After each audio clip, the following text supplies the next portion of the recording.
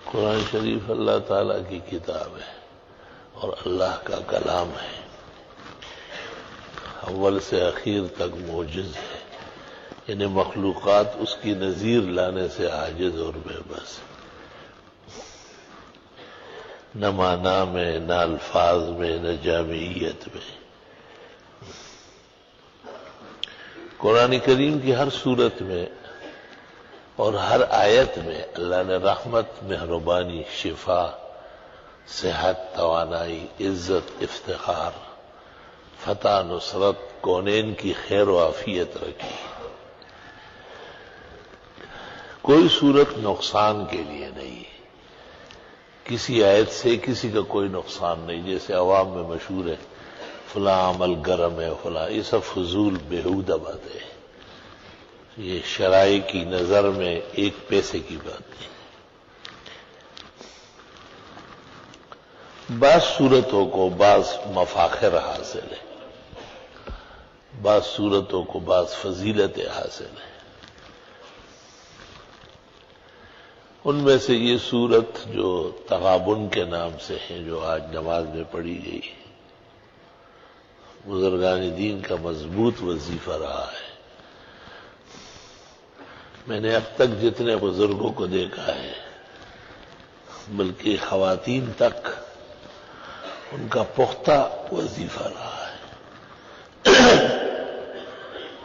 وظیفہ اس کو کہتے ہیں کہ زندگی کا حصہ ہو، جب تک وہ جیے، خواہ سفر میں ہو، حضر میں ہو، صحت میں ہو، مرض میں ہو،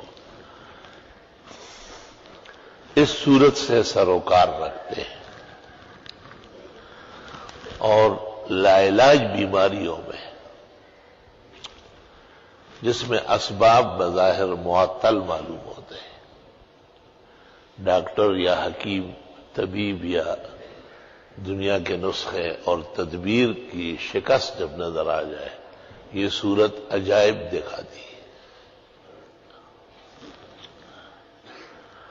سب سے بہتر صورت تو یہ ہوتی ہے کہ آدمی 41 مرتبہ پڑھے اور پھر ایک دفعہ پڑھتا رہے روز۔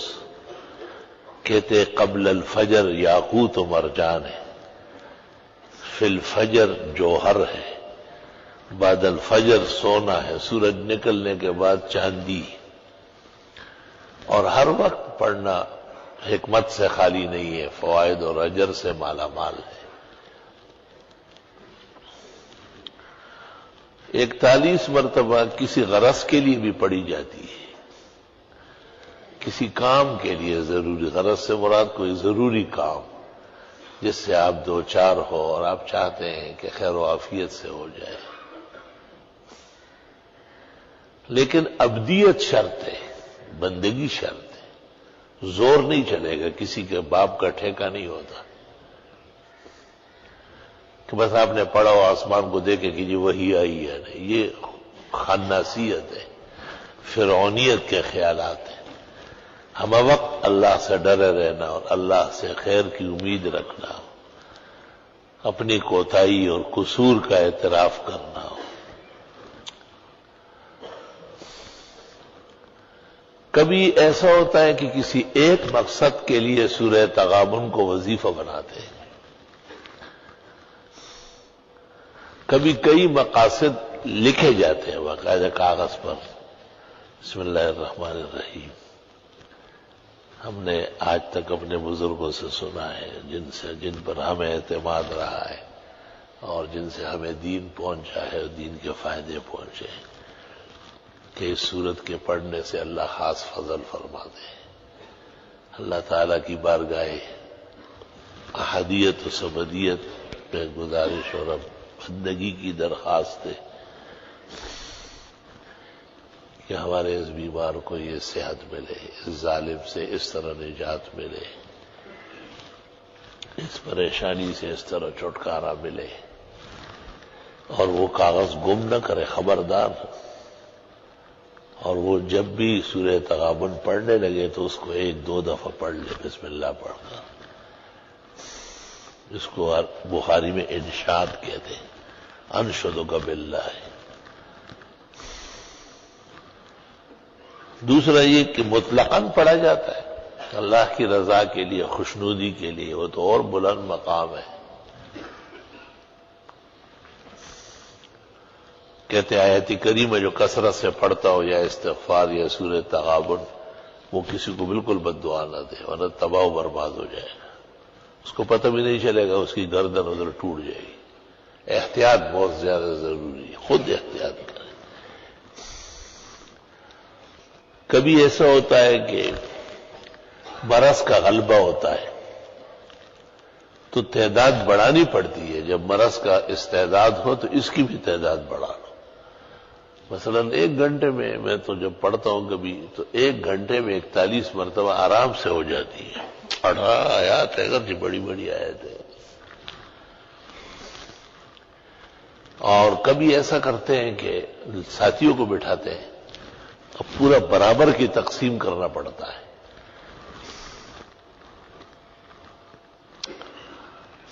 قدیم زمانے سے یہ دستور ہے کہ لوگ بیماروں کے لیے خصوصیت سے پڑھتے ہیں،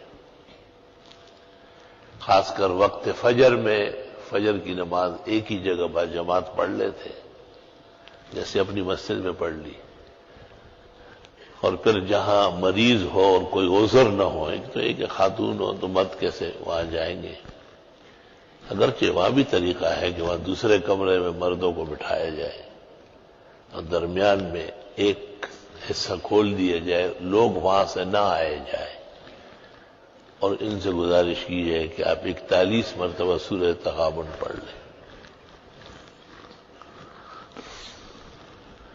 اور تسلی سے پھر ایک ہی دعا کی جائے۔ میں نے آج تک زندگی میں جن کے لیے پڑھی ہے یا پڑھتے، میں نے ان کو نقصان میں نہیں دیکھا ہے، 100% فائدہ ہوا ہے۔ یہاں کراچی میں ایک شخص تھا، جوانی کے عالم میں گر گیا تھا، بالکل لولا لنگڑا ہو گیا تھا۔ اس کے لیے یہاں سے طلباء گئے، اسی دستور سے جس طرح میں بیان کرتا ہوں، یقین کر لیں وہ آپ اسے دیکھیں گے سوچیں گے بھی نہیں کہ کبھی یہ شل اور اپائج تھا، بالکل صحیح سلام، اگرچہ وہ ناشکرہ ہے اور بے قدرہ ہے، اس نے ادارے کی طلباء کی وہ قدر نہیں کی جو اس پر فرض تھا۔ وہ پھر یہ ہوتا ہے کہ جب آئندہ پکڑا جاتا ہے تو نہیں چھوٹے گا، پھر یہ دستور ہے۔ جیسے آپ نے کسی کے ساتھ احسان کیا اور اس نے الٹا تپیڑا دکھایا تو آئندہ پھر آپ بچتے ہیں، اس کے حق میں پھر دعائیں قبول نہیں ہوتی۔ ہمارے ہاں یہ دستور ہے کہ جس طرح مسجد میں اعلان ہو جاتا ہے کہ بھئی فلاں آدمی بہت بیمار ہے، بہت دن ہو گئے، تو امام صاحب 10-15 آدمی جو قرآن شریف پڑھنا جانتے ہیں ان کو ساتھ کر کے وہاں چلے جاتے، چاروں طرف بیٹھ کر کے سورہ تغابن پڑھ لیتے، اور پھر وہ گرم چائے اور پراٹھے اور سب چیزیں ناشتہ جیسے انسانوں کا طریقہ ہے، اور اس کے بعد دعا ہوتی ہے۔ تو ایک دفعہ ایسا ہوا کہ ایک جگہ جانا ہوتا تھا لیکن ان کا کچھ اور خیال تھا، لوگ عجیب عجیب ذہنیت رکھتے ہیں، تو میں نے ان کو کہا کہ یہ سورہ تغابن جس طرح آئی ہے اور پڑھی گئی ہے آپ اس طرح اہتمام کریں۔ انہوں نے اس طرح کیا، اسی دن فائدہ ہوا، انہیں کئی مہینے سے پڑھ رہے تھے۔ بعض لوگوں کا کردار، اخلاق، بدخلقی، شیطانی دماغ وہ فائدوں کے لیے رکاوٹ بنتی ہے واقعہ۔ مثلا یہ کہ جی ہم پیسے دے دیں گے، لوگ گھروں میں کھانے گا، یہ دستور کے خلاف ہے، ادھر ہی ہونا چاہیے۔ تو انہوں نے اس کے لیے پورا اہتمام کیا، ایک باورچی گھر بلایا اور اس کو کہا کہ صبح آپ پراٹھے بنائے، چائے بنائے، انڈے بنائے۔ اس کو مذاق لگ رہا تھا، جب اس کا باپ بچ گیا نا، میں نے کہا تجھ جیسے بے غیرت بیٹے کی وجہ سے یہ باپ 3 سال سے پڑا ہوا تھا اور 3 سال میں 300 مرتبہ پڑھوایا ہوگا۔ اس کو یہ بے عقلی اتنی ہے کہ یہ نہیں کہ یہ اہانت ہے، طالب علم کہیں جائے، لوگ چلے جائے، پڑھ لیں۔ انسانوں کی زندگی کا تقاضا ہے کہ احترام اتنا ہی ضروری ہے جتنا پڑھنا ضروری ہے، بلکہ بعض صورتوں میں تو احترام ہی کا فائدہ ہوتا ہے۔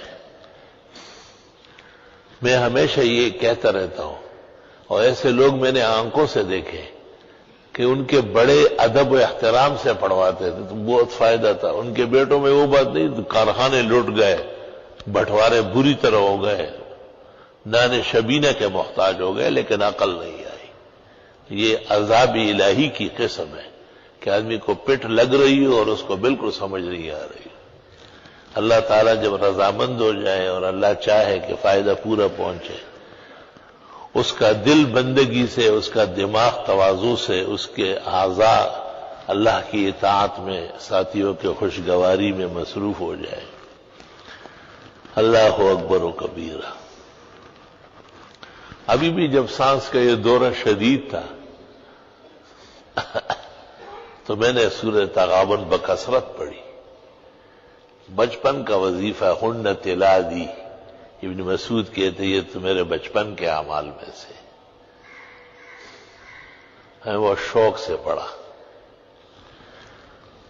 تو وہ رات کو بھی 41 مرتبہ پڑھا، صبح فجر میں آنے سے پہلے بھی پڑھتا رہا، اور متفکر بھی بہت زیادہ تھا. تو میں نے ایک خوبصورت جوان دیکھا، بہت حسین جمیل اور تمام اعضاء سے پر، حسن سے پر. تو میں نے پوچھا کیا نام ہے؟ کہا ذالک یوم التغابن، سورہ تغابن. ارے اللہ اکبر. کہا آج آپ کو صحیح طرح کھڑا کر دیتے ہیں.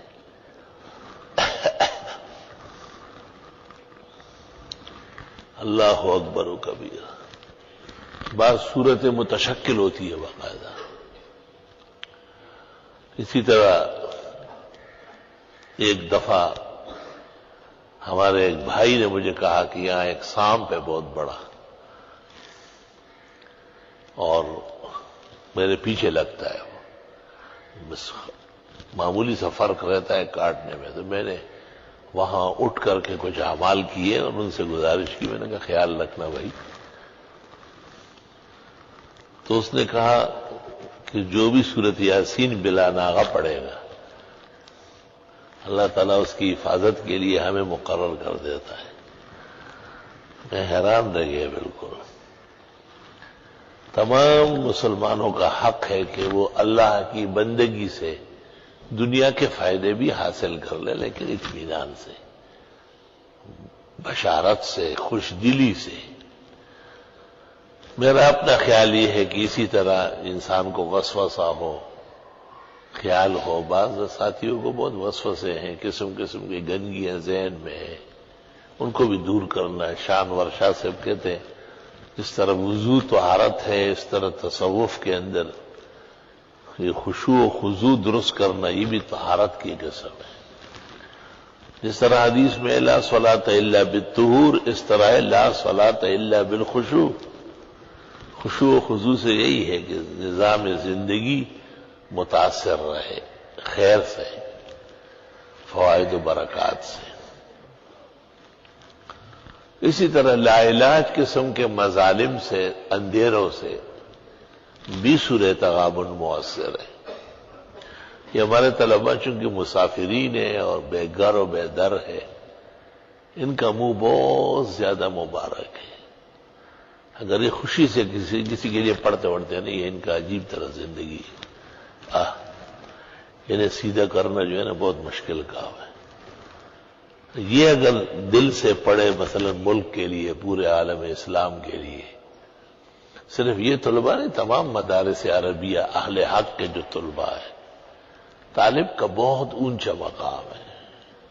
اس کو قطبیت کی ضرورت نہیں، غوثیت کی ضرورت نہیں، یہ ہمتن ولی. طلب علمی اللہ تعالیٰ کو بہت زیادہ پسند. دیکھتے نہیں جو حکومت ان پہ ہاتھ ڈالتی ہے تس نس ہو جاتی ہے. جو افسران وزراء وہ سب کے سامنے برہنہ ہو جاتے ہیں، ننگے ہو جاتے ہیں، اور یہ اپنی جگہ لگے ہوئے پڑھ رہا ہے. بھائی ان کا دنیا سے چیزوں سے کوئی واسطہ ہی نہیں ہے. کبھی کبھی میں ان سے کہتا ہوں کہ بھائی یار آج تو دل سے پڑھو، ذرا خیال سے پڑھو.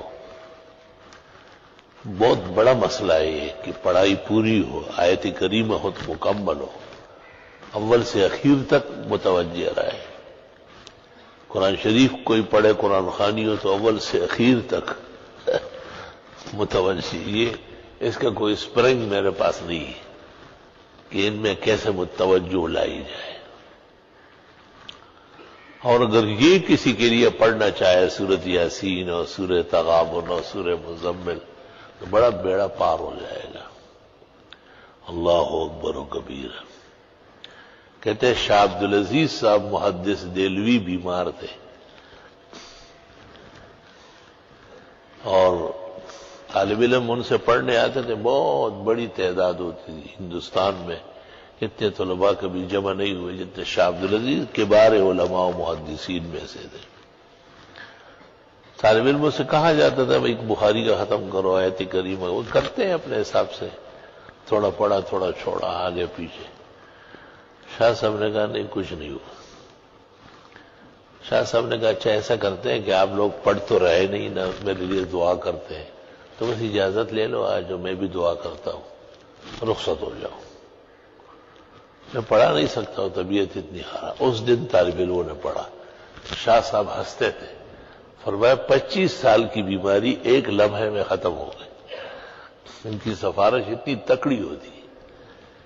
اللہ کی شان ہے، مجھے خوف ہے کہ اپنے لیے بھی دل سے نہیں پڑھتے، توجہ اتنی کمزور ہے ان کی، اپنے لیے بھی نہیں پڑھتے۔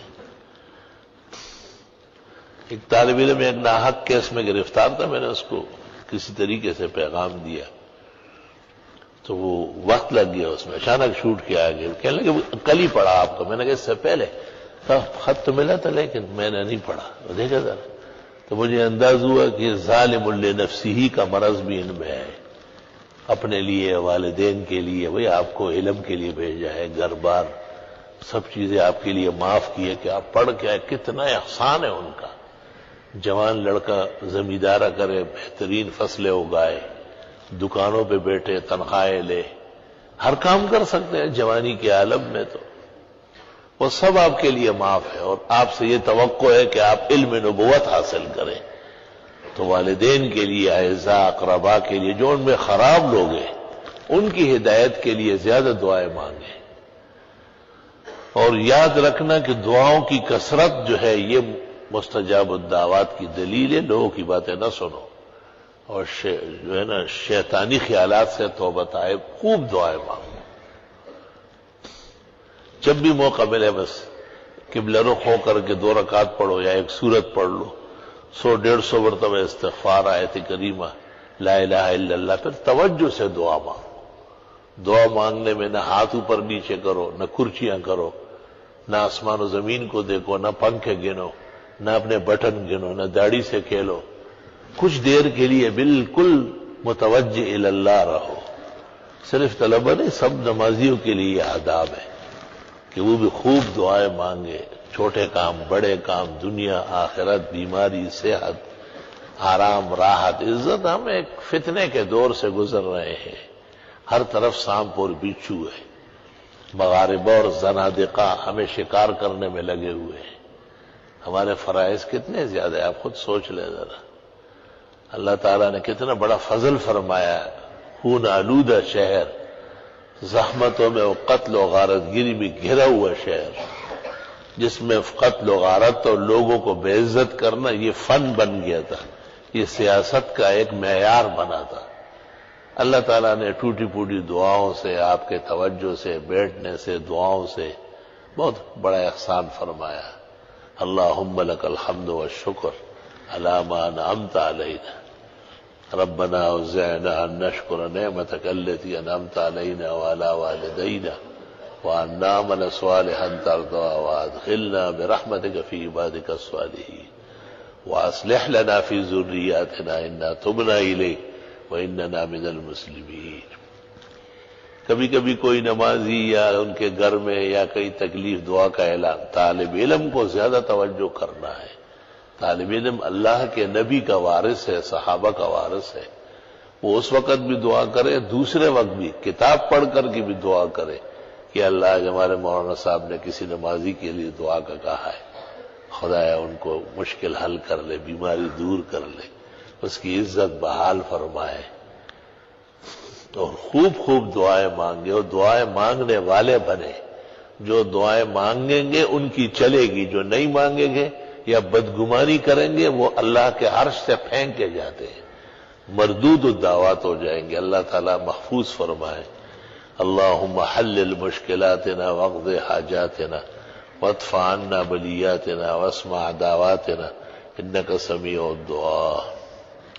کچھ مہمان آ رہے ہیں، کچھ روانہ ہو گئے، دعائے خیر و عافیت فرمائے۔ اللہ تعالیٰ سب کو سالمین، غانمین، محفوظین، مأمومین اور مسونین اپنے اپنے مقامات تک خیر و عافیت سے پہنچائے۔ ادارے کے در و دیوار کے لیے، شاخوں کے لیے، شہر کے لیے، قیام امن و حفاظت کے لیے، آلودگی کے ختم ہونے کے لیے اللہ تعالیٰ مدارس کو، علماء کو، درسیات کو اور مساجد کو، توحید و سنت کو، اس کے گنگرٹ کو محفوظ فرمائے، جاری و ساری رکھے۔ جو بیماران ہیں اللہ صحت کاملہ، شفا عاجلہ دے۔ جو کسی کرب اور درد میں ہے اللہ ان کی دستگیری فرمائے۔ جن کی جو دعائیں حق تعالیٰ قبول فرمائے، جو مرادیں اللہ رب العالمین نصیب فرمائے، جو رکاوٹیں ہیں اللہ تعالیٰ دور فرمائے، جو خوشیاں ہیں اللہ عطا فرمائے، جو مطلوبہ ترقیات اور صلاحیتیں ہیں اللہ کم محنت سے اپنے خاص فضل و عنایت سے نصیب فرمائے۔ ربنا تقبل منا انك انت السميع العليم وتب علينا انك انت التواب الرحيم۔ صلی اللہ تعالیٰ۔ وقت ہو گیا ہے، 2 رکعت پڑھ لیں۔